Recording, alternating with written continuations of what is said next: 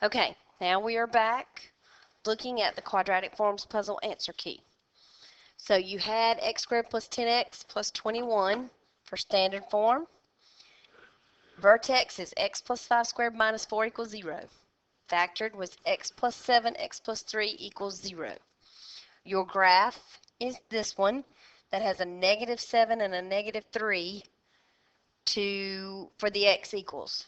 So when you go to the next page and you see x equals negative 7, x equals negative 3, you can also see that's on the graph there. That's how you know that's that graph. It's two real rational solutions. So that's the first one. Now, second one, you were given, let me look at my original, what you were given. The x minus 3 squared minus 2, so you were given vertex form. You have to multiply that to get to standard form. And then when you try to factor this, you should find that you cannot get 6 with a negative and a positive. You can get 6, but you need a positive positive or a negative negative to get a positive 7. So it does not factor. But it does cross the x-axis. So you have to solve this for x. So that's where you add 2 to both sides, and then you take the square root and add that 3. So your solutions look like this. X equals 3 plus or minus the square root of 2. And that's where it falls on that graph. Two real irrational solutions, because you got two solutions, but it's got a square root, so it's irrational. Okay, so that's the second one. Third one, you were given the factored form. So in order to get back, you had to multiply to find standard form to get to 4x squared minus 12x plus 9. This is the one I was talking about, has a 4 in front, so if you try to complete the square, you can't, because we've not learned how to do that. But if you look here and look at what's in here, if you think about slide, divide, bottoms up, that is x minus 3/2, and you've got it twice. So that's how you get to vertex form here. Now, to solve for this, you set your factors equal to 0. So 2x minus 3 equals 0 will give you x equals 3/2. So then when you go to your x, you've got x equals 3/2.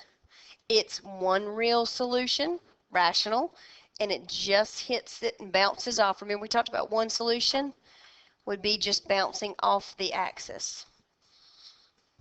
Okay, the next one, you are given the graph. So you got to look at this and say, okay, I got an answer here. It crosses the x twice. Based on what it looks like, it would cross it at possibly 3 and negative 3. So looking at your factored form, that would give you a negative 3 and a 3. If you multiply this, it gets you back to that standard form. And then if you break down that standard form into vertex, remember the h is just 0. So you have no middle term here in this, no middle. So the h is just 0. So you just have 4 times x minus 0 squared minus 36 to get back to that.